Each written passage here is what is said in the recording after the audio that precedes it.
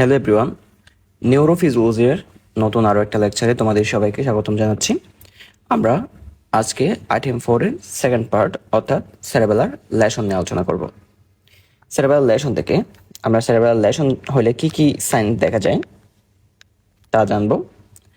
এই সাইনগুলো টেস্ট করে আমরা জানবো, অর্থাৎ সেরেবেলার লেশন যে হয়েছে এটা বিভিন্ন টেস্টের মাধ্যমে বা এক্সামিনেশন, ফিজিক্যাল এক্সামিনেশনের মাধ্যমে আমরা দেখবো যে কীভাবে এই সেরেবেলার লেশনটাকে ডায়াগনোজ করা যায়।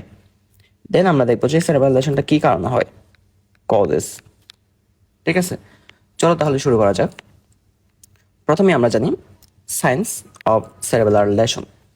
দেখো, সেরেব্রাল লেশন যখন হবে তখন সেরেবেলাম বেসিক যে ফাংশনগুলো করে ওই ফাংশনগুলোর অল্টারেশন হবে।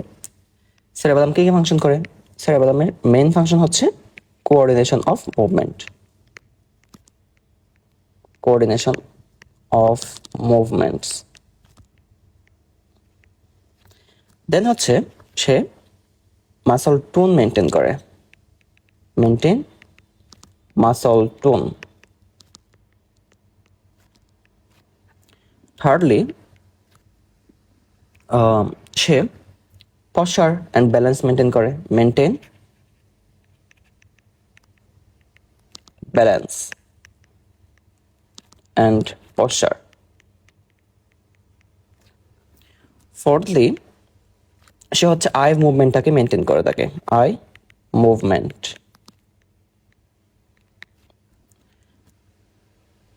সাথে সে হচ্ছে স্পিচটাকে মেনটেন করে। আই মুভমেন্টটা হচ্ছে ভেস্টিবুলার যে পার্টটা ছিল এটার কাজ। স্পিচটা হচ্ছে যেহেতু তখন আমরা যখন কথাবার্তা বলি তখন অনেকগুলো মাসল একটা কোঅর্ডিনেটেড মুভমেন্ট হইতে হয়, আর যেখানে কোঅর্ডিনেশন সেখানে সেরেবেলাম। ঠিক আছে, সাথে সে রিফ্লেক্সও মেনটেন করে থাকে, কোঅর্ডিনেশন অফ মুভমেন্টস অ্যান্ড বলতে পারো রিফ্লেক্সেস। ঠিক আছে, তাহলে আমরা সাইনগুলো জানি। দেখো, এই যে লেকচারটা এটা পুরোটাই হচ্ছে স্নেল থেকে নেওয়া, ম্যাক্সিমাম জিনিসই স্নেল থেকে নেওয়া। ঠিক আছে, কারণ নিউরো অ্যানাটমি বলো বা নিউরো ফিজিওলজি বলো, এই জন্য স্নেল থেকে বেটার বই আর হয় না। তোমরাও অবশ্যই স্নেল থেকে সব বেশিরভাগ জিনিসই পড়বা। ঠিক আছে, সেটা অ্যানাটমি হোক সেটা ফিজিওলজি হোক, কারণ স্নেলের মধ্যে কিন্তু ম্যাক্সিমাম ফিজিওলজি দেয়া আছে। ওকে, তার ফার্স্ট যে সেন্টার কথা আমরা বলবো সেটা হচ্ছে হাইপোটোনিয়া।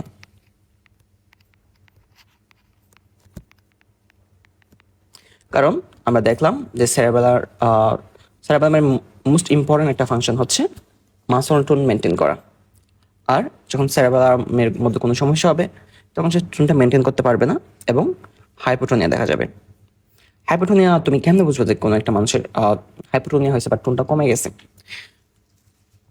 কয়েকটা সাইন আছে, যেমন ধরো হচ্ছে পেসিভ মুভমেন্ট, সেটা হচ্ছে এখানে অনেক বেশি বেড়ে যাবে, অর্থাৎ কোনো রেজিস্ট্যান্সই থাকবে না। ধরো কোনো একটা মানুষের তুমি সেরেবেলার লেশন টেস্ট করতেছো এবং তুমি তার জয়েন্টগুলো যখন নাড়াবা দেখবা যে জয়েন্টগুলো ইজিলি নড়তেছে, কারণ আমরা জানি একটা জয়েন্টের মধ্যে কিন্তু অ্যাগোনিস্ট অ্যান্ড অ্যান্টাগনিস্ট দুই ধরনের মাসল থাকে।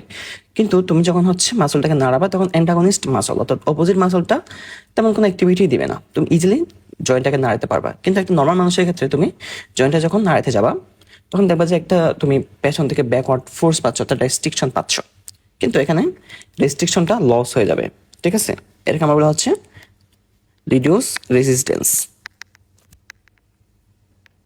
Two passive movement. Passive movement বলতে যেটা কোনো একটা পেশেন্টকে আমরা নিজেরা করি, ডক্টর যেটা টেস্ট করে সেটা হচ্ছে পেসিভ মুভমেন্ট। আর যখন আমরা কোনো একটা পেশেন্টকে নিজ থেকে নাড়াতে বলবো সেটা হচ্ছে অ্যাক্টিভ মুভমেন্ট। দেখো এখানে কি হচ্ছে, এই যে জয়েন্টে যে নাড়ালো, দেখো এই জয়েন্টে যে নাড়ালো ইজিলি নড়তেছে, হ্যাঁ, কোনো ধরনের রেস্ট্রিকশন ফিল করছে। এই জয়েন্টে দেখো এটা যখন নাড়ছে তখন একটু রেস্ট্রিকশন ফিল হচ্ছে, তার মানে তার আগের হাতটা হচ্ছে সেরেবেলার লেশন আছে এবং এই হাতটাতে সেরেবেলার লেশন নাই। ঠিক আছে, সেকেন্ড যে সাইনটা নিয়ে আমরা কথা বলবো সেটা হচ্ছে alteration of gait. Alteration of gait, এবং এক্ষেত্রে আমরা যে গেটটা দেখতে পাই সেটা হচ্ছে ড্রাঙ্কেন গেট। বিভিন্ন লেশনে বিভিন্ন ধরনের গেট পাওয়া যায়, আর সেরেবেলার লেশনে যে গেটটা পাওয়া যায় এটা হচ্ছে ড্রাঙ্কেন গেট। এখন তোমাদের একটা কোয়েশ্চেন আসতে পারে যে গেট জিনিসটা কি? গেট জিনিসটা হচ্ছে তার প্যাটার্ন অফ ওয়াকিং বলতে পারো তুমি, সে কিভাবে হাঁটতেছে বা কিভাবে দাঁড়ায় আছে সেটাই হচ্ছে গেট, ঠিক আছে। এখন এক্ষেত্রে আমরা গেটটাকে কি বলতেছি, ড্রাঙ্কেন গেট, অর্থাৎ মদ খেলে, কোনো একটা মানুষ যদি মদ খায় তখন যে গেটটা দেখা যায় বা ড্রিঙ্ক হলে যে গেটটা দেখা যায়, যেভাবে হাঁটে সেরেবেলার লেশনেও সেম ভাবে হাঁটে। দেখো এখানে ড্রাঙ্কেন তার কিরকম পাগুলো একটু ফাঁকা ফাঁকা, আওয়াজগুলো হ্যাঁ একটু শেখি শেখি মুভমেন্ট। দেখো তার এই শোটা লেফট শোটা পাদুরি কিন্তু একটু ফাঁক করা, তার ওয়াকিংটা কিন্তু শেখি শেখি এই মুভমেন্ট, ঠিক আছে। তাহলে ড্রাঙ্কিন গেটে আমরা কি কি দেখলাম? ড্রাঙ্কিন গেটে আমরা ফার্স্টে দেখলাম হচ্ছে তার যে পা দুইটা, এটা কিন্তু একটা থেকে আরেকটা একটু দূর অবস্থিত, যেটাকে আমরা বলা হচ্ছে ওয়েট ওয়াইড বেস স্ট্যান্ড, ঠিক আছে। স্ট্যান্ড মানে হচ্ছে সে একটু বড় জায়গা নিয়ে দাঁড়ায়, ঠিক আছে। ওয়াইড বেস স্ট্যান্ড, হাও বলতে পারো ওয়াইড বেস স্ট্যান্স।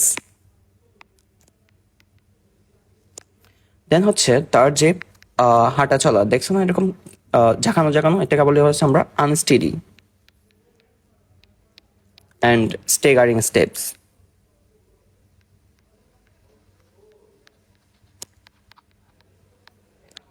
দেন তার যে শোল্ডার, শোল্ডার কিন্তু ড্রপ হয়েছে এখানে, ঠিক আছে। Shoulder drops to the side of lesion. এটা দিয়ে আসলে আমরা বুঝতে পারি যে কোন সেরেব্রাল হেমিস্ফিয়ারটা সমস্যা। যদি হচ্ছে রাইট শোল্ডারটা ড্রপ হয় তাহলে অবশ্যই রাইট সেরেব্রাল হেমিস্ফিয়ারের সমস্যা, আর যদি লেফট শোল্ডারটা ড্রপ হয় তাহলে হচ্ছে লেফট সেরেব্রালামে সমস্যা আছে। আচ্ছা, এরপরে সেরেব্রাল লেশনের যে সাইনটা আমরা দেখতে পাই সেটা হচ্ছে এটেক্সিয়া। এটা হচ্ছে সেরেব্রাল লেশনের সবচেয়ে মোস্ট ইম্পর্টেন্ট একটা ক্লাসিক্যাল সাইন, ঠিক আছে। এটেক্সিয়া মধ্যে কয়েকটা ফিচার আমরা দেখি, যেমন সবচেয়ে ইম্পর্টেন্টটা হচ্ছে ইনটেনশন ট্রেমর। ইনটেনশন ট্রেমর আমরা বলতে থাকি সেটাকে। ট্রেমর কিন্তু মেনলি দুই রকম হতে পারে, একটা হচ্ছে রেস্টিং ট্রেমর আর একটা হচ্ছে ইনটেনশন ট্রেমর। রেস্টিং ট্রেমর হচ্ছে যেটা মাসল যখন কাজ করে না তখন হয়, সেটা হচ্ছে রেস্টিং ট্রেমর, ঠিক আছে, যেটা রেস্ট হয়, এটা বলতেছি আমরা রেস্টিং ট্রেমর। আর একটা হচ্ছে ইনটেনশন ট্রেমর। ইনটেনশন ট্রেমরটা হয়ে থাকে যখন মাসলটা কাজ করে তখন কাঁপাকাঁপি করে, সেটা হচ্ছে ইনটেনশন ট্রেমর। ধরো কোন একটা ফাইন কাজ করতে যাচ্ছে, কলম ধরতে যাচ্ছে তখন কাঁপবে, কলম দিয়ে লিখতে যাচ্ছে তখন কাঁপবে, তারপর হচ্ছে আম, আমার কাপড়ের মধ্যে বাটন লাগাতে যাচ্ছে তখন কাঁপবে, সেটাকে আমরা বলতে চাচ্ছি ইনটেনশন ট্রেমর, ঠিক আছে। এর কারণে যেটা হয়, দেখো বাটনিং ক্লথস,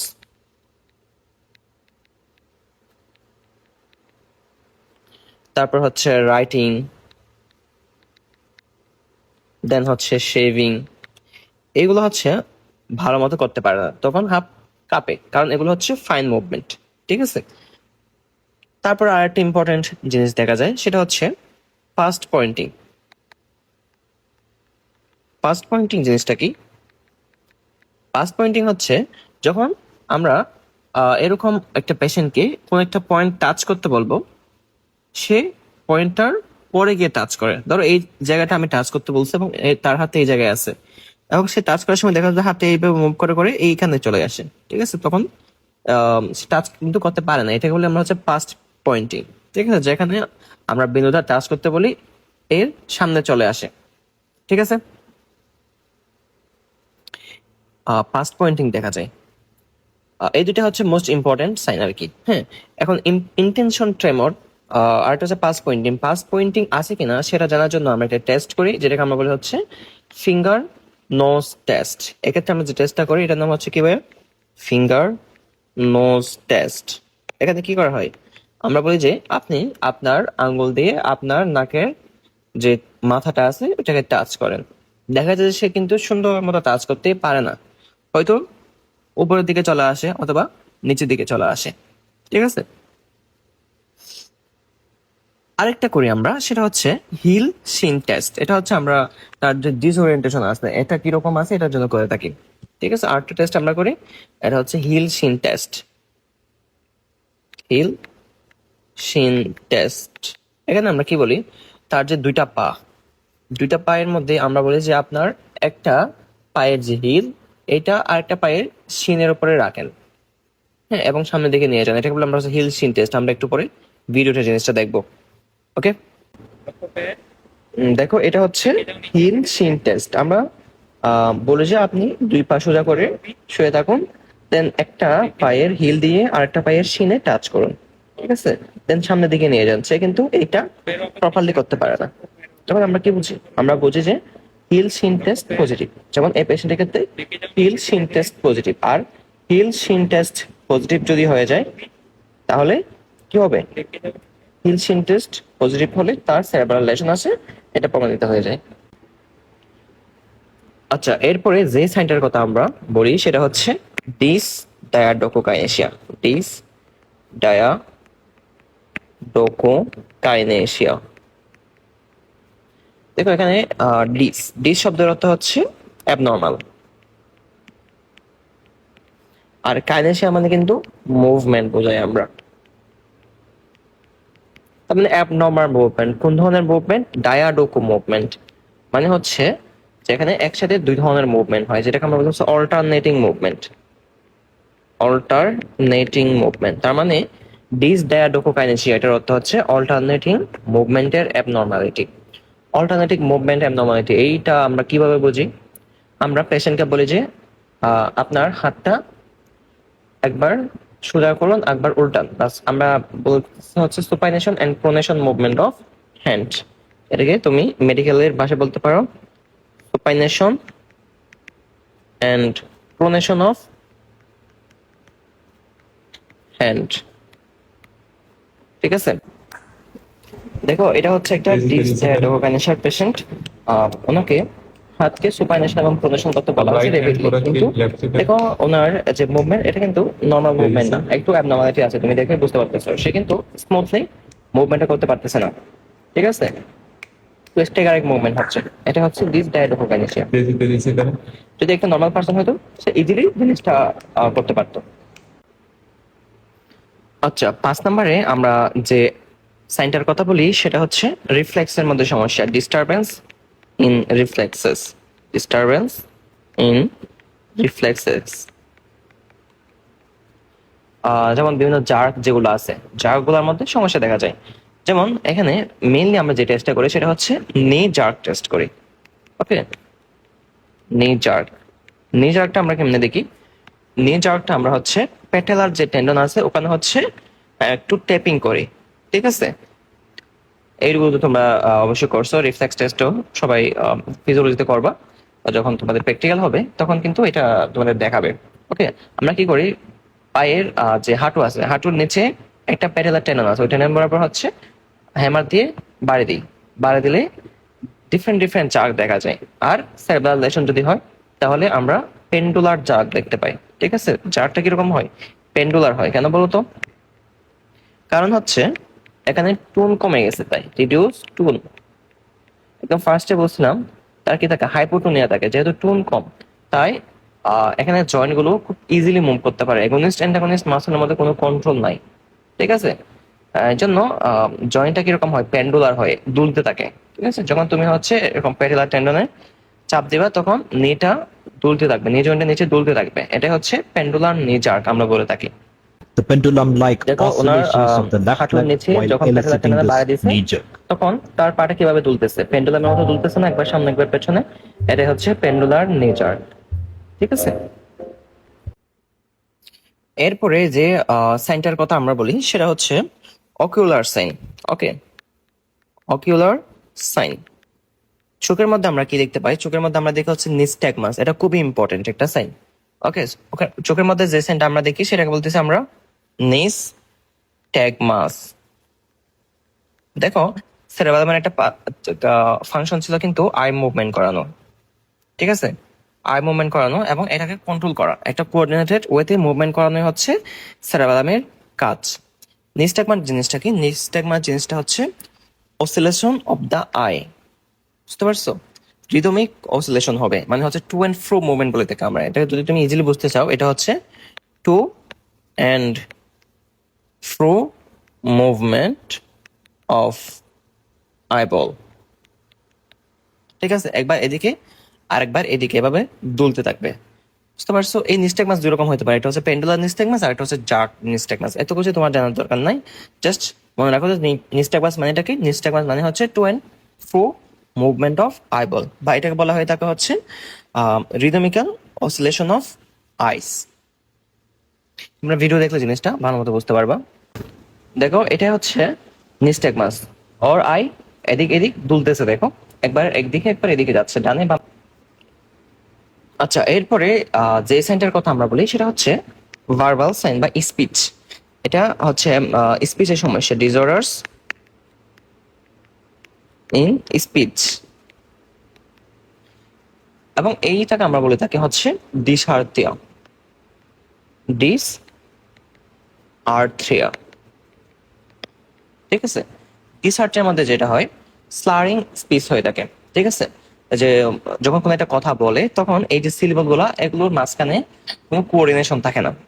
ধরো সে বলতেছে নিস্টেগমাস, এই শব্দটা যখন সে উচ্চারণ করবে তখন সে বলবে নিস্ট্যাগমাস, এভাবে এভাবে। ঠিক আছে, অনেক তুতলানোর মতো করে স্লার করে করে বলবে। এটা এটাকে আমরা বলি হচ্ছে এক্সপ্লোসিভ অ্যান্ড স্লার্ড স্পিচ। ঠিক আছে, তার যে ওয়ার্ডগুলো কিরকম হয়ে যায়, ওয়ার্ডগুলো হয়ে যায় এক্সপ্লোসিভ, এক্সপ্লোসিভ ওয়ার্ড হয়ে যায়। মানে হচ্ছে কথাটা একটু জোরে জোরে আসে, দেন আবার হচ্ছে ছোট হয়ে আসে, এভাবে কথাগুলো সে বলে।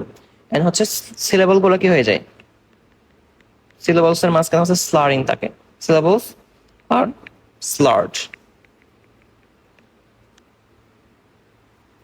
বুঝতে পারছো? এটাই হচ্ছে ডিসআর্থিয়া, কথাই সমস্যা। এগুলোতে তোমাদের যেটা কনফিউশন হয় সেটা হচ্ছে কোনটার মানে কি, যেমন নিস্ট্যাগমাস মানে কি, ডিসআর্থিয়া মানে কি। তোমরা চোখেরটা মুখে বলে ফেলো, মুখেরটা চোখে বলে ফেলো। ঠিক আছে, বারবার পড়লে এগুলো কিন্তু কি হবে, আস্তে আস্তে তোমরা বুঝতে পারবা। ঠিক আছে, মুখস্থ হয়ে যাবে। এ হচ্ছে বিভিন্ন সেরেবেলার সাইন, লেশনের সাইন, সেরেবেলার লেশনের সাইন। কি কি বললাম আমরা? ফার্স্টে বললাম হচ্ছে হাইপোটোনিয়া, দেন বললাম আমরা অল্টারেশন অফ গেট। গেট মানে কি বললাম? প্যাটার্ন অফ ওয়াকিং, এটাই হচ্ছে গেট। দেন হচ্ছে অ্যাটেক্সিয়া, যেটা হচ্ছে বিভিন্ন মুভমেন্টের সমস্যা। এখানে আমরা দুইটা টেস্ট করি, একটা হচ্ছে ফিঙ্গার নোজ টেস্ট এবং একটা হচ্ছে হিল শিন টেস্ট। অ্যাটেক্সিয়াটা মেনে দেখা যায় due to incoordination of movement. Then 4 number আমরা বলতেছি ডিস ডায়াডোকোকাইনেসিয়া, যেখানে অল্টারনেটিং মুভমেন্ট গুলো কি হবে, অ্যাবনর্মাল হবে। দিন হচ্ছে ডিস্টারবেন্স ইন রিফ্লেক্সেস, এখানে আমরা পেন্ডুলাম নিজাক দেখতে পাই। দেন এটা তো 5-এর পর 6 হবে। 6 নম্বর আমরা দেখলাম হচ্ছে অকুলার সাইন, যেটাকে বলতেছি আমরা নিস্টেগমাস। দেন আমরা দেখছি হচ্ছে ভার্বাল বা স্পিচ অ্যাবনর্মালিটি, যেটা হচ্ছে ডিসআর্থিয়া। ঠিক আছে, এই 7টা সাইন আমরা দেখতে পাই কিসের ক্ষেত্রে, সেরেবেলার লেশনের ক্ষেত্রে। এবং এক্ষেত্রে আমরা কি কি টেস্ট করি সেটা অবশ্যই তোমরা এতক্ষণে জেনে গেছো। দেখো, আমরা টুনের জন্য করে থাকি হচ্ছে পেসিভ মুভমেন্টের জন্য আমরা জয়েন্ট মুভমেন্ট গুলো করে থাকি। ঠিক আছে, আমরা টোনের জন্য যে টেস্টটা করে থাকি সেটা হচ্ছে পেসিভ মুভমেন্ট টেস্ট, অর্থাৎ আমরা পেশেন্টের হাত বা পা যেখানে টোনটা কম মনে হচ্ছে ওখানে আমরা নিজেরা জয়েন্ট মুভমেন্ট করে দেখাই যে টোনটা কিরকম আছে। ঠিক আছে, এবং এক্ষেত্রে আমরা দেখি যে রেজিস্ট্যান্সটা নাই। দেন আমরা গেটের ক্ষেত্রে যেটা দেখি সেটা হচ্ছে ড্রাঙ্কেন, এটা চোখে দেখে বোঝা যায়। আমরা পেশেন্টটাকে বলে যে আপনি দূর থেকে আমার দিকে হেঁটে আসেন, তখন সারা সময় ড্রাঙ্কেন গেট দেখা যায়, অর্থাৎ সে মদ খাওয়া মানুষের মতো করে হাঁটে। দেন আমরা দেখি অ্যাটেক্সিয়া, অ্যাটেক্সিয়ার জন্য আমরা দুটো ইম্পর্টেন্ট সাইন দেখি, একটা হচ্ছে ফিঙ্গার নোজ টেস্ট, একটা হচ্ছে হিল শিন টেস্ট। ওটা যদি তোমরা জানো এগুলো কি জিনিস। দেন ডিস ডায়াডোকোকাইনেসিয়া, এক্ষেত্রে আমরা পেশেন্টকে বলছি আপনি হাতকে একবার সুপাইনেশন করেন, একবার প্রোনেশন করেন। এটা অবশ্যই একটু বোঝা দিতে হবে, উঠার সুপাইনেশন প্রোনেশন বোঝে না। দেন হচ্ছে রিফ্লেক্সের ক্ষেত্রে আমরা জার্ক টেস্ট করি। ঠিক আছে, এবং এক্ষেত্রে আমরা পেন্ডুলার নি জার্ক পাই, এটা খুব ইম্পর্টেন্ট, এটা কিন্তু ভাইভাতে ধরা হয়। দেন অকুলার সাইন আমরা কি দেখতে পাই, নিস্টেগমাস দেখতে পাই। নিস্টেগমাস জিনিসটা কি, to and fro movement of eyeball. Then হচ্ছে আমরা স্পিচের সমস্যা দেখতে পাই। স্পিচটা কিরকম হয়, এক্সপ্লোসিভ হয়। এটা কিন্তু তোমাদের উদ্দীপকে দেয়, এই যে তোমাদের একটা ক্লিনিক্যাল যে কোয়েশ্চেন আসে ওখানে তোমাকে বলবে যে তার স্পিচটা এক্সপ্লোসিভ ছিল এবং সিলেবলের মধ্যে স্লারিং ছিল, তাহলে তার কি সমস্যা হয়েছে, অবশ্যই তার ডিসআর্থিয়া হয়েছে। ঠিক আছে। আচ্ছা, আমরা সেরেবেলার লেশনে কি কি সাইন দেখতে পাওয়া যায় এগুলো পড়লাম। এখন এই সাইনগুলো দেখার জন্য বা সেরেবেলার লেশন বোঝার জন্য আমরা কি কি টেস্ট করে থাকি, মেনলি হচ্ছে এগুলো ফিজিক্যাল এক্সামিনেশন। কি কি ফিজিক্যাল এক্সামিনেশন করে দেখি, এগুলো জানবো। টেস্ট, আমরা আপার লিম্বের সমস্যা এবং লোয়ার লিম্বের সমস্যা আলাদা আলাদাভাবে দেখি। যেমন ফর আপার লিম্ব আমরা করি হচ্ছে ফিঙ্গার নোজ টেস্ট। আপার লিম্বের ক্ষেত্রে আমরা করি হচ্ছে ফিঙ্গার নোজ টেস্ট। অলরেডি তোমরা জানো ফিঙ্গার নোজ টেস্ট কি জিনিস, আমি ভিডিওতে দেখাইছি।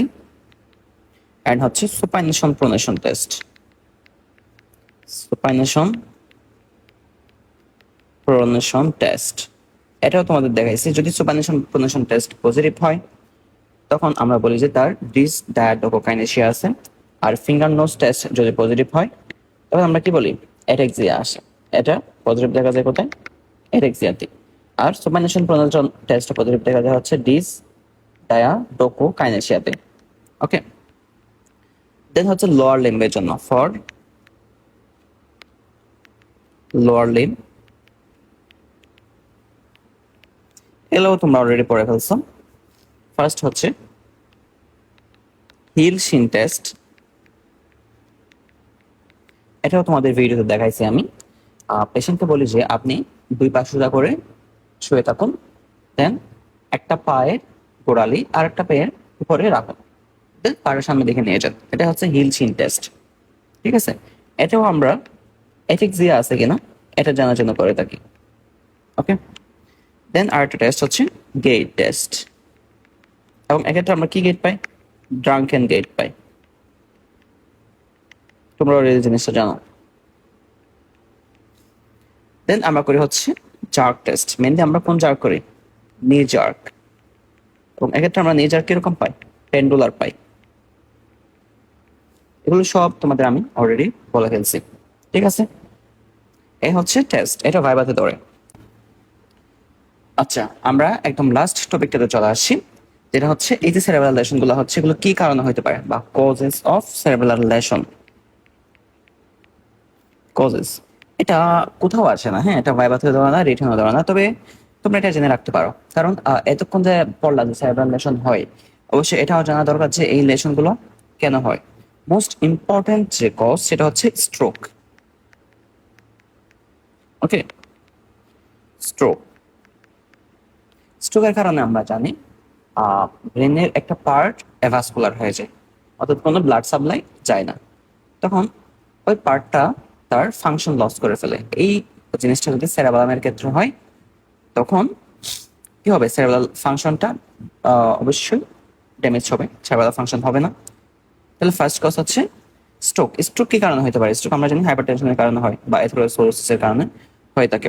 সেকেন্ড মোস্ট কমন কজ হচ্ছে ক্রনিক অ্যালকোহলিজম।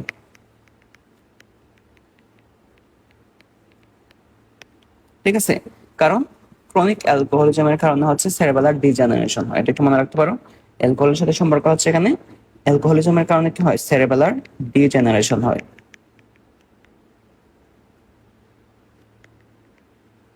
ঠিক আছে, দেন হচ্ছে কারো কারো জন্মগত ব্যবহার হতে পারে, যেটাকে আমরা বলি হচ্ছে হেরিডিটারি অ্যাটেক্সিয়া। এর মধ্যে হচ্ছে ফ্রাইট্রিস অ্যাটেক্সিয়া বলে থাকি, হেরিডিটারি হেরিডিটারি অ্যাটেক্সিয়া। এর মধ্যে মোস্ট ইম্পর্টেন্ট হচ্ছে ফ্রাইড্রিচ, অনেকটা ফ্রাইড এগের মতো। ঠিক আছে, ফ্রাইড FRIED আর EICH। ঠিক আছে, অ্যাটেক্সিয়া, এগুলাই হচ্ছে মোস্ট ইম্পর্টেন্ট কজ। আরেকটা কজ তোমার বলতে পারো, সেটা হচ্ছে মাল্টিপল স্ক্লেরোসিস। ব্রেনের যত ডিজেনারেশন হয় তাদের মধ্যে সবার ক্ষেত্রে একটা কমন হচ্ছে মাল্টিপল স্ক্লেরোসিস। ওকে, এ হচ্ছে most common causes of cerebral lesion. তাহলে আমাদের আজকের টপিকটা শেষ। আমরা আজকের টপিকে মেইনলি আলোচনা করলাম হচ্ছে কি কি সেরেব্রাল আর সেরেব্রাল লেশনের কি কি সাইন থাকতে পারে, এবং এই সাইনগুলোর জন্য আমরা কি কি টেস্ট করি, এবং সেরেব্রাল লেশনগুলো কি কারণে হতে পারে। যদি তোমাদের কোনো কোয়েশ্চেন থাকে তাহলে অবশ্যই আমাকে কমেন্ট বক্সে জানাবে। ধন্যবাদ সবাইকে।